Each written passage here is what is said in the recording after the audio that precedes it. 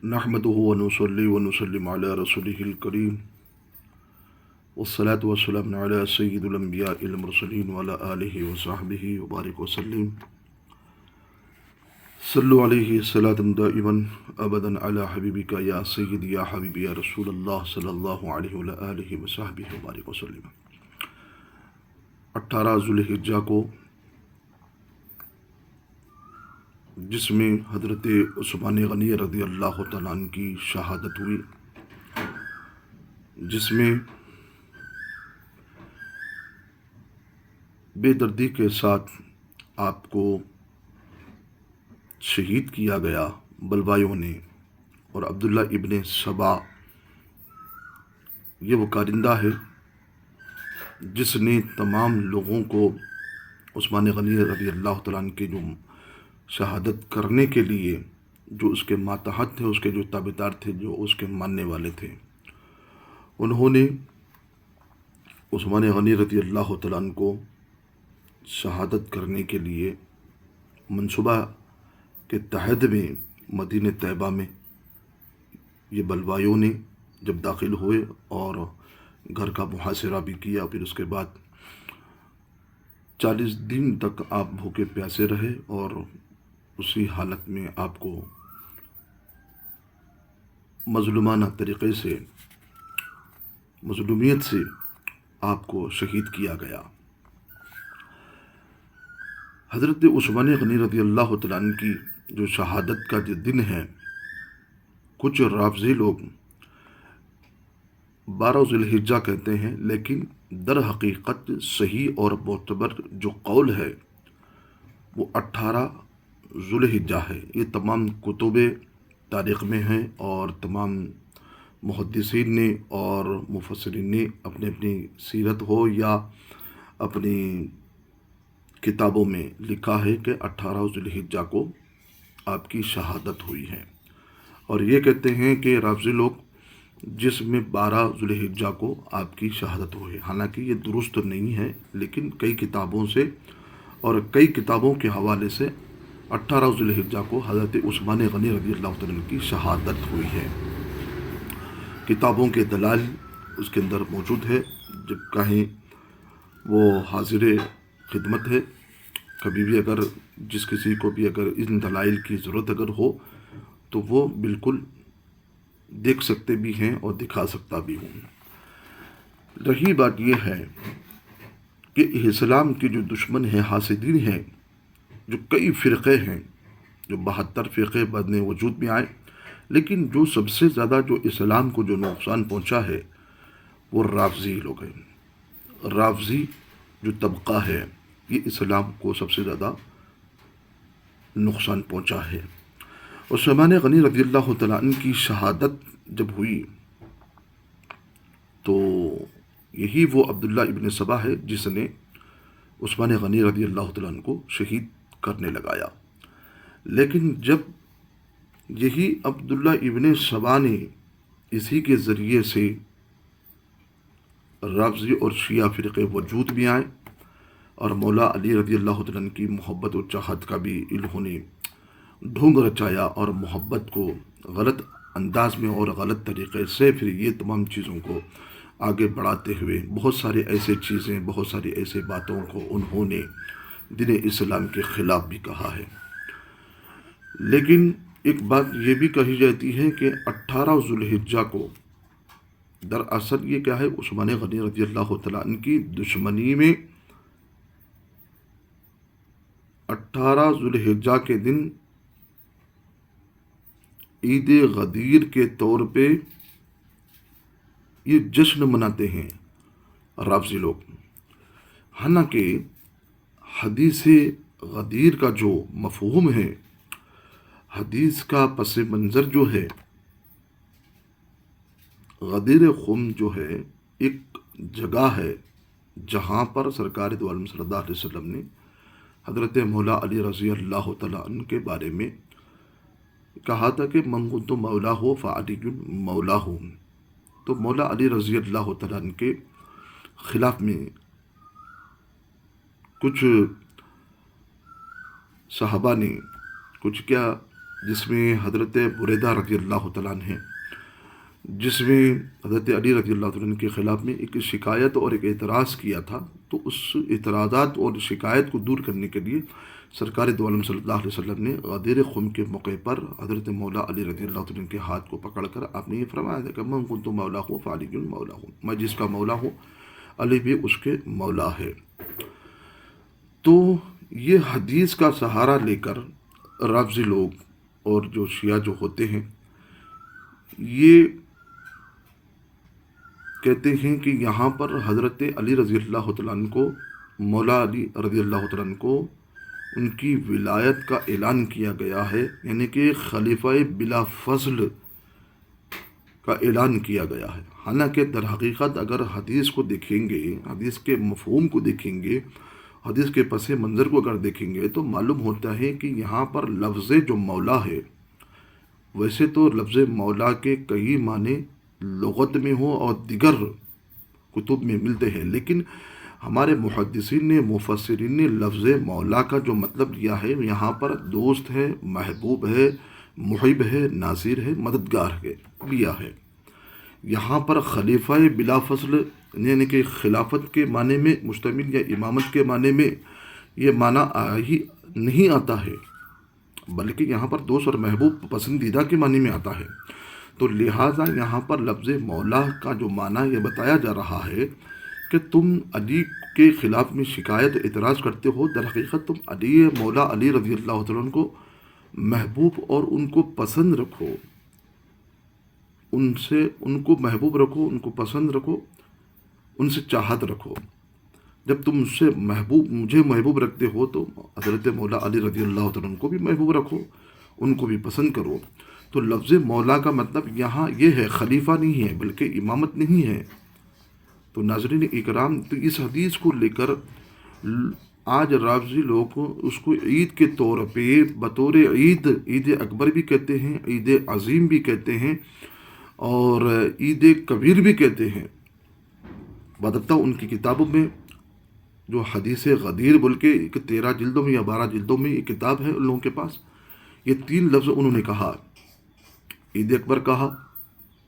عید کبیر کہا اور یہ عید کہا اسے۔ تو یہ دراصل یہ عید کا تصور دینے والے یہ شیعہ حضرات ہیں۔ اہل سنت والجماعت کے اندر کسی نے بھی عید کے طور پہ غدیر خم کا جو واقعہ لے کر ہمارے اہل سنت والجماعت نے نہیں بنایا۔ ہاں یہ بات درست ہے کہ یہ حدیث غدیر جو ہے، جس میں مولا علی رضی اللہ تعالیٰ عنہ کی شان اور عظمت کو بیان کرتا ہے، اس میں مولا علی رضی اللہ عنہ کی فضیلت بھی ہے، شان بھی ہے، عظمت بھی ہے۔ واقعی ہر مومن کو مولا علی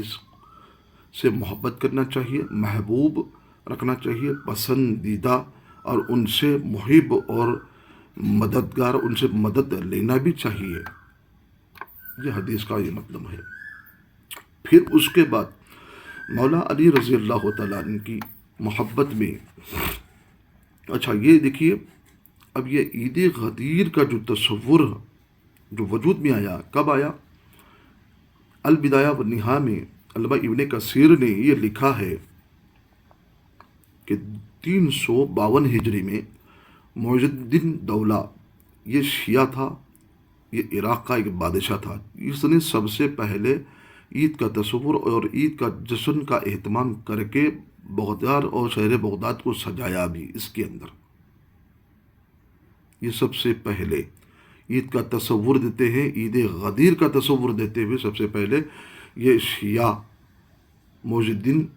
دولہ، یہ بادشاہ تھا، ایک شیعہ تھا، یہ سب سے پہلے اس نے وجود یعنی عید غدیر کا تصور دیا۔ پھر اس کے بعد الکامل ابن اسیر نے، یہ کتاب بھی ہے سیرت کے اوپر، تو اس کے اندر بھی یہ بات لکھی ہوئی ہے کہ یہ عید غدیر کا تصور دینے والا سب سے پہلا جو بادشاہ تھا معز الدین دولہ، وہ شیعہ تھا، جس نے شہر بغداد کو سجایا اور عید کے طور پہ اس نے منایا ہے۔ جب یہ عید کے تصور میں عید اکبر بھی کہتے ہیں، اور یہی بات نہیں، آگے چل کے حضرت شیخ عبدالعزیز محدث دہلوی رحمۃ اللہ تعالیٰ علیہ نے تحفہ اثنی عشریہ میں بھی لکھا ہے، 390 صفحہ نمبر ہے، اس میں یہ بھی لکھا ہے آپ نے کہ فرماتے ہیں کہ یہ رافضیوں کی عید ہے جنہوں نے خود ساختہ یہ بنا لیا ہے. یہ عید غدیر جو ہے رافضیوں کی عید ہے، انہوں نے بنا لیا ہے. اور یہ ہے کہ عید الفطر عید الاضحیٰ سے کہیں زیادہ اس کو متبرک اور افضل سمجھتے ہیں یہ لوگ، یہ عید غدیر. تو لہٰذا یہ سنیوں کی عید نہیں ہے جو آج عید غدیر کہتے ہیں، یہ عید اکبر کہتے ہیں، عید کبیر کہتے ہیں. لہٰذا یہ تصور، یہ عید کا لفظ، یہ عید اکبر، عید عظیم، یہ عید کبیر، یہ سب رافضیوں نے کہا ہے اور ان کی کتابوں کے اندر باضابطہ موجود ہے. اور شیخ عبدالعزیز محدث دہلوی رحمۃ اللہ تعالیٰ علیہ نے بھی اس کتاب اپنی تحفہ اثنی عشریہ میں بھی لکھا ہے یہ رافضیوں کی عید ہے. اب رہا سوال کہ اب ہمارے بھولے بھالے سنی حضرات یہ عید غدیر کہتے ہوئے ان کی دیکھا دیکھی میں عید مناتے ہیں، لیکن یہ سراسر درست نہیں ہے. تو لہٰذا ہم کو چاہیے کہ ہمارے پاس وہ تصور ہو جو صحیح معنی پر، صحیح بات پر،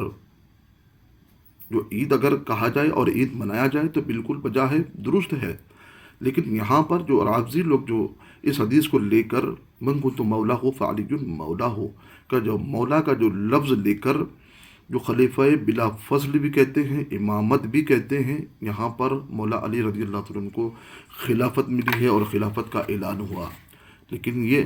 دراصل یہ مولا کا معنی خلیفہ نہیں ہے، خلافت کے نہیں ہے، امامت کے نہیں ہے،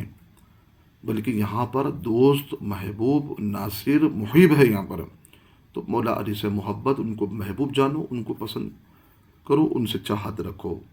محب بھی ہے وہ ناصر بنے، یعنی کہ تمہاری مدد کرنے والے بھی ہیں. لہذا تو یہ حدیث کا مفہوم ہے. پھر یہی حدیث کو جب حضرت حسن بن حسن یعنی کہ امام حسن مجتبی رضی اللہ تعالیٰ عنہ کے جو صاحبزادے ہیں، تو روح المانی میں بھی ہے، طبقات ابن سعد میں بھی اس بات کو لکھا گیا ہے. اور یہی بات امام حسن کے جو بیٹے ہیں حسن بن علی نہیں حسن بن حسن ہیں، جب ان کے سامنے یہی حدیث من کنت مولا ہو فعلی مولا ہو کہ یہ لفظ جب یہ حدیث جب ان کے سامنے رکھی گئی، جب ان کے سامنے یہ پوچھا گیا ہے تو اسے کیا مراد ہے، تو آپ نے فرمایا کہ یہاں پر نہ ہی خلافت ہے نہ ہی یہاں پر سلطنت ہے. اگر ایسا ہوتا کہ رسول پاک علیہ الصلوۃ والسلام واضح الفاظ میں خلافت کا اعلان فرما دیتے، سلطنت کا اعلان فرما دیتے ہیں، لیکن یہاں پر حدیث کا مطلب یہاں ہے کہ محبوب اور دوست ہے، یہاں پر ناصر ہے، مددگار ہے. کیونکہ سرکار دو عالم صلی اللہ علیہ وسلم فصاحت اور بلاغت میں ایسے ماہر تھے کہ ایسے الفاظ کو بھی ادا فرما سکتے تھے کہ تو بظاہر وہ خلافت اور سلطنت کا بھی لفظ استعمال فرما سکتے تھے. لیکن آپ نے یہ نہیں فرمایا، بلکہ یہاں پر مولا کا لفظ استعمال فرماتے ہوئے آپ نے حضرت مولا علی کی محبت اور ان کی محبوبیت اور ان سے دوست اور ان سے تعلقات اور ان سے عقیدت رکھنے کا پیغام دیا ہے. یہاں پر خلافت اور سلطنت نہیں ہے. تو حسن بن حسن علی نے اس حدیث پاک کو بتایا ہے اور سمجھایا ہے کہ اس کا مفہوم کیا ہے. تو لہٰذا ناظرین اکرام، حدیث غدیر کا جو تصور آج دیا جا رہا ہے، اہل سنت کے اندر یہ عید غدیر کا کوئی تصور نہیں ہے. ہاں، حدیث غدیر کو سنی مانتے ہیں لیکن عید غدیر نہیں ہے، عید غدیر نہیں مانتے.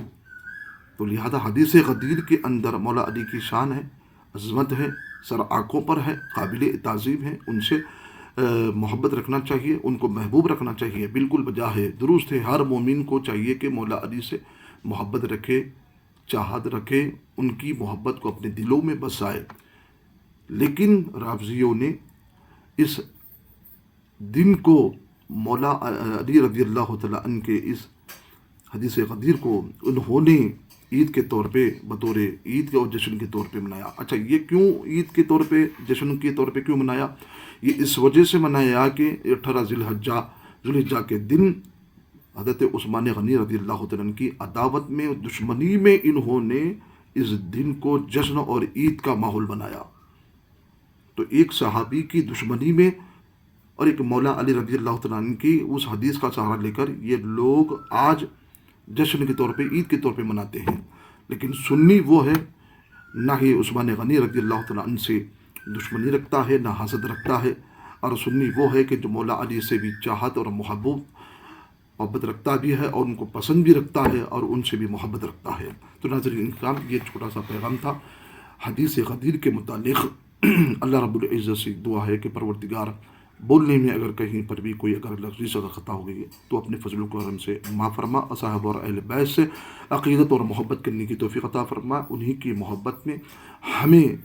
ہم کو ہمارا حشر انہی کے ساتھ کر دے پروردگار، قبر میں ہو، حشر میں ہو، ہر جگہ کہیں پر بھی ہو، پروردگار ہمارا حشر انہی کے ساتھ کر دے۔ السلام علیکم ورحمۃ اللہ وبرکاتہ۔